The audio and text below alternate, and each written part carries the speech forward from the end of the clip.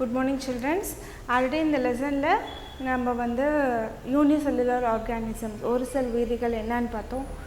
And அதில் வந்து அமீபாவோட structures நம்ம வந்து பார்த்தோம்.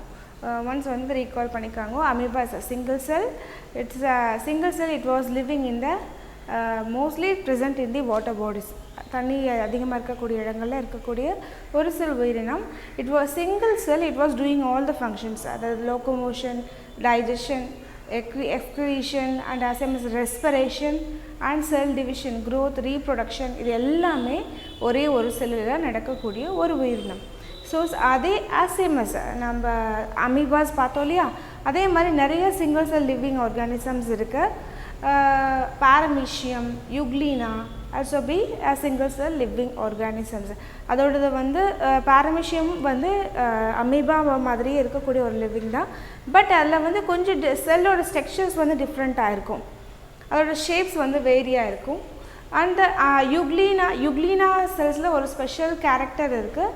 It has the chloroplast.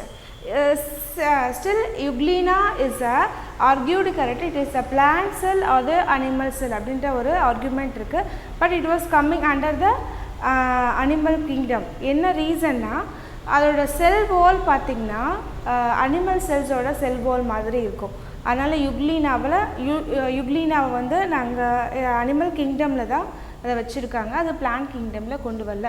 But the animal கிங்டம்லே இந்த ஒரு செல் லிவிங் ஆர்கானிசம்கிட்ட மட்டும்தான் குளோரோபிளாஸ்ட் ப்ரெசண்ட்டாக இருக்குது. அது பிளான்ட்டில் இருக்கக்கூடிய குளோரோபிளாஸ்ட் பார்த்துருக்கோம் இல்லையா, ஒளிச்சேர்க்கை செய்யும், தானே உணவை தயாரிச்சுக்கும். அந்த மாதிரி ஒரு ஸ்பெஷல் கேரக்டர் இந்த லிவிங் ஆர்கானிசம் கிட்ட இருக்குது. The next we are going to see the topic, that is what are the difference between the plant cell and the animal cell. Sorry, unicellular organism and the multicellular organisms. நம்ம unicellular organism பார்த்தோம். It's a single cell. It was doing all the functions. க்ரோத்லேருந்து எல்லா ரீப்ரொடக்ஷனும் ஒரு single செல்ஸே பண்ணதுன்னு பார்த்தோம். The multi செல் இதுக்கு அப்படியே ஜஸ்ட் ஆப்போசிட்டாக இருக்கக்கூடிய கேரக்டர் தான் மல்டி செல்லுலர் ஆர்கானிசம்ஸ். அது எப்படி இருக்குதுங்கிறத நம்ம இந்த டிஃப்ரென்ஸில் பார்க்கலாம். First, they are made by the single cell. Unicellular organisms, it was made by the single cell. இதே multicellular organism எப்படி இருக்குன்னு பார்த்தோம்னா, the organisms are made by the many cells. நிறைய செல்ஸ் ஒன்னோட ஒன்று ஜாயிண்ட் ஆகி ஒரு லிவிங் ஆர்கானிசமாக மாறி இருக்கு. சரிங்களா? இந்த லிவிங் ஆர்கானிசம்ஸில் நிறைய செல்ஸ் வந்து ஜாயிண்டடாக இருக்குது. ஸோ ஒவ்வொரு செல்லுக்கான ஃபங்க்ஷன் என்னவோ அந்த வேலையை மட்டும்தான் செய்யும்.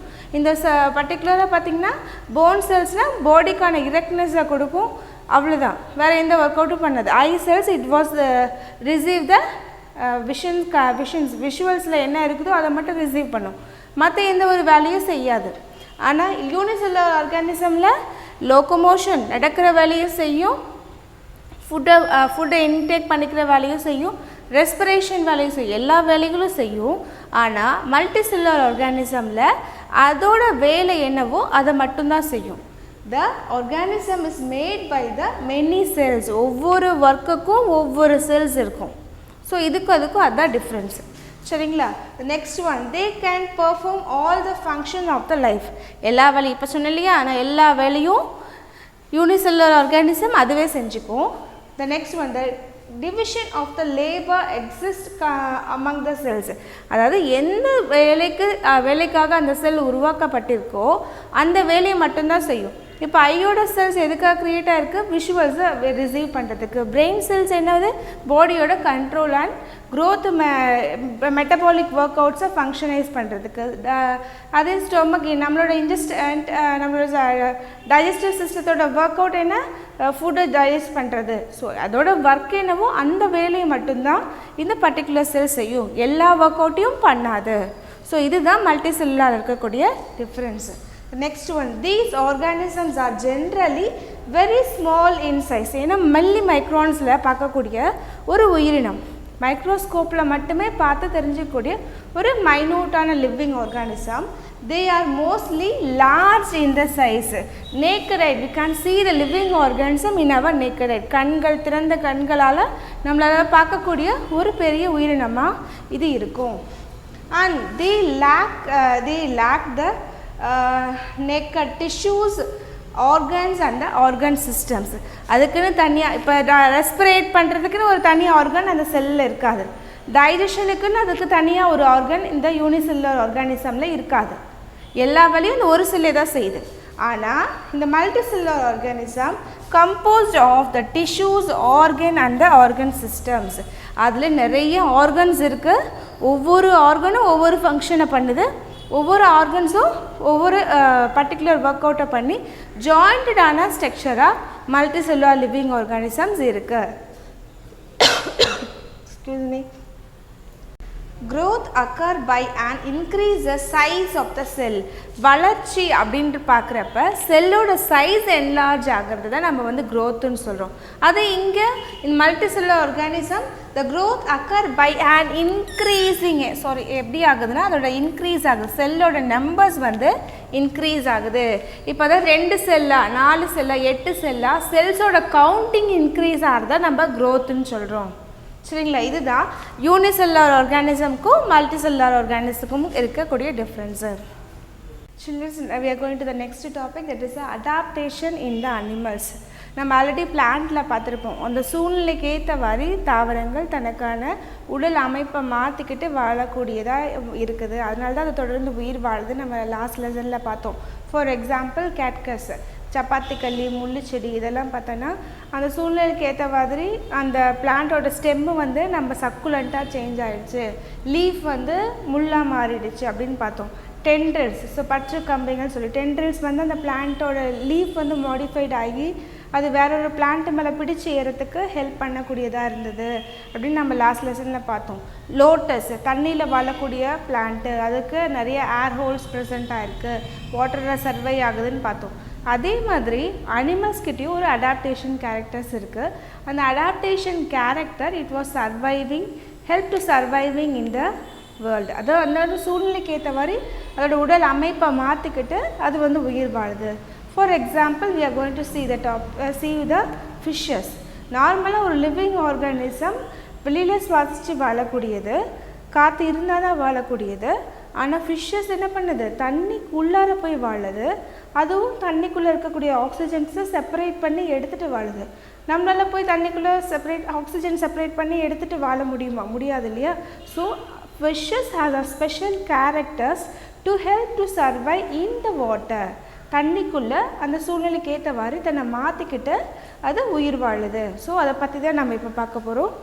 The fishes has a head, trunk and a tail. அதோட பாடியோட மெயின் பார்ட்ஸான ஹெட்டு, பாடி தான் ட்ரங்க்னு சொல்கிறாங்க. ட்ரங்க் அந்த டெயில் ரீஜன் இது எல்லாமே ஒரே மாதிரி மர்ஜ் ஆகி ஒரு ஸ்ட்ரீம் லைன் பாடியாக, அதாவது படகு மாதிரியான ஒரு அமைப்பில் மாறி இருக்குது. That is we are seeing the stream line body. இது எல்லாமே ஒன்றோட ஒன்று, தலை தனி தலை, இது உடல், இது வால் அப்படின்னு வேறுபாடு படுத்த முடியாமல் எல்லாமே கண்டினியூஸான ஒரு ஸ்ட்ரக்சராக இதோட பாடி ஸ்ட்ரக்சர் நமக்கு இருக்குது. And the next one, the fishes has a special respiratory organ. அதுக்குன்னு ஒரு ஸ்பெஷல் ரெஸ்பிரேட்டரி ஆர்கன் இருக்குது, தட் இஸ் அ கில். நம்ம பார்த்தோம் இல்லையா, நம்மளால் தண்ணிக்குள்ளே போய் சுவாசிக்க முடியாது. ஆனால் ஃபிஷ்ஷஸால் தண்ணியில் சுவாசிக்க முடியும். என்ன ரீசன்?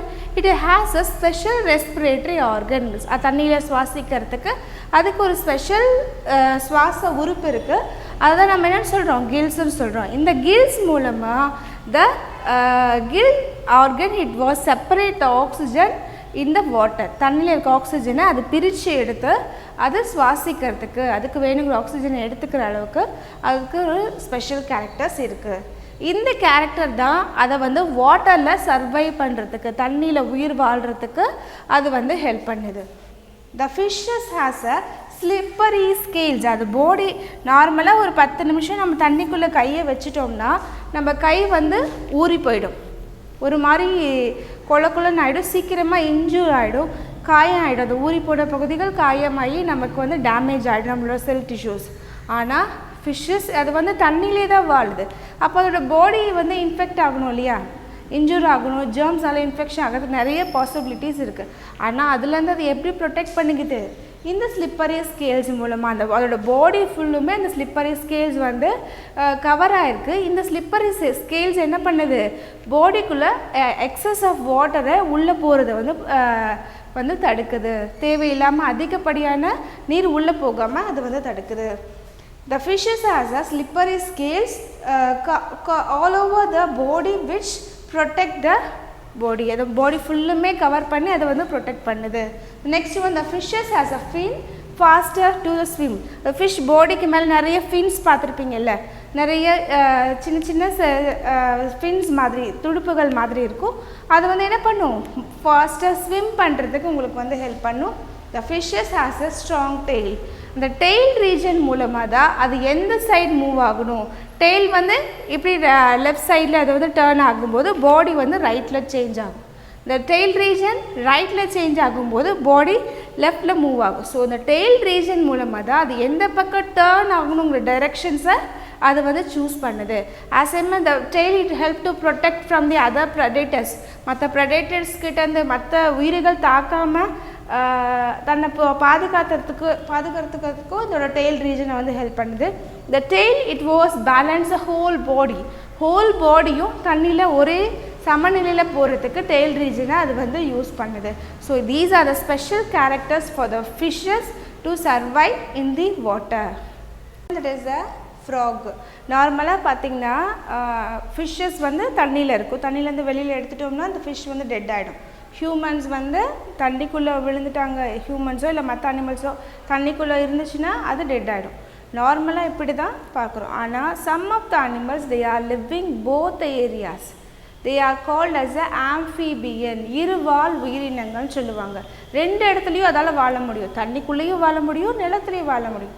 இந்த மாதிரி ஸ்பெஷல் கேரக்டர்ஸ் எந்த பிளான்ட்டோட அடாப்டட் கேரக்டர் எந்த அனிமல்ஸோட அடாப்டட் கேரக்டர்ஸ்ன்னு பார்த்தோம்னா ஃப்ராகு, டாட்டாய்ஸு, ஸ்னேக்கு, இதோட க்ரொக்கடைல்ஸ், இதெல்லாம் தண்ணிக்குள்ளேயும் வாழ முடியும், நிலத்துலேயும் வாழ முடியும். இட் இஸ் ஆம்ஃபிபியன் அனிமல்ஸ்னு சொல்லுவாங்க, இருவாழ் உயிரினங்கள். இதுக்கிட்ட என்னென்ன ஸ்பெஷல் கேரக்டர்ஸ் இருக்குது, எப்படி அதால் ரெண்டு இடத்துலையும் சுவாசிக்க முடியுது அப்படிங்கிறத பார்க்கலாம்.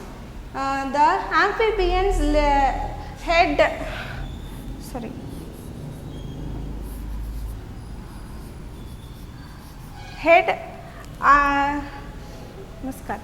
The amphibian lead the dual mode of the life. ரெண்டு இடத்துலையும் வாழக்கூடியது. They live both water and the land. The body of divide into the head, trunk and the two limb regions. அதாவது முன்னங்கால்கள் பின்னங்கால்கள்னு சொல்லக்கூடிய இந்த லிம்ப் ரீஜன்ஸ் மூலமாக அதோட பாடி structure கொஞ்சம் டிஃப்ரெண்ட்டாக இருக்குது. அந்த லார்வல் ஃப்ராக் ரெஸ்பயர் இன் த கில்ஸ். அதாவது சின்ன உயிரினம், அதாவது லைஃப் மோடில் ரெண்டு டைப் ஆஃப் லைஃப் மோட் இருக்கும் ஃப்ராகுக்கு. லார்வல் ஸ்டேஜ்னு ஒன்று இருக்கும், அண்ட் அடல்ட் ஃப்ராகுன்னுட்டு ரெண்டு லைஃப் ஸ்டேஜ் இருக்கும். அதை நம்ம ஃபர்தராக நீங்கள் நெக்ஸ்ட் ஸ்டாண்டர்ட் லெவல் போகிறப்ப நீங்கள் தெரிஞ்சுப்பீங்க. Just know that is the ஃப்ராகோட லார்வல் ஸ்டேஜில், அதாவது இப்போ புழு வடிவத்தில் அது இருக்கிறப்ப it was respiring by the help of gills. தண்ணிக்குள்ளே கில்ஸ் மூலமாக அது வந்து சுவாசிக்கும். அது அடல்ட் ஃப்ராக், நல்லா மெச்சூர்டான நம்ம பார்க்குறோம் இல்லையா ஃப்ராக், அந்த ஃப்ராக் ஸ்டேஜுக்கு போகிறப்ப it respire by the help of skin and the lungs. அதாவது தண்ணிக்குள்ளே இருக்கும்போது இந்த மெச்சூர்டு ஃப்ராகோ க்ரொக்கடைல் இதில் தண்ணிக்குள்ளே இருக்கும்போது ஸ்கின் மூலமாக ரெஸ்பயர் பண்ணுது. தண்ணியை விட்டு இந்த வெளியில் நிலத்துக்கு வரும்போது it was respiring by the help of lungs. நம்ம யோசிச்சிருக்க மாட்டோம் இல்லையா, எப்படி அதெல்லாம் தண்ணியில் சுவாசிக்க முடியுது, எப்படி அதெல்லாம் ரெண்டு இடத்துலையும் வாழ முடியும் அப்படின்னு சொல்லிட்டு. இந்த ஒரு ஸ்பெஷல் கேரக்டர் தான் அதை ரெண்டு இடத்துலையும் வாழக்கூடிய உயிரினமாக மாற்றிருக்கு. It was respiring by the help of skin and the lungs. தண்ணிக்குள்ளே போகிறப்ப ஸ்கின் மூலமாக அது சுவாசிக்குது. The skin it was doing the exchanging gases. ஆக்சிஜனை எடுத்துகிட்டு கார்பன் டை ஆக்சைடை வெளியில் விடுது தண்ணிக்குள்ளே இருக்கும்போது. அதே இது நிலத்துக்கு வரும்போது லங்ஸ் வந்து என்ன பண்ணுது, அந்த காற்றை எடுத்துக்கிட்டு வெளியே விடுது. இது அதோட ஸ்பெஷல் கேரக்டராக இருக்குது. Thank you children's.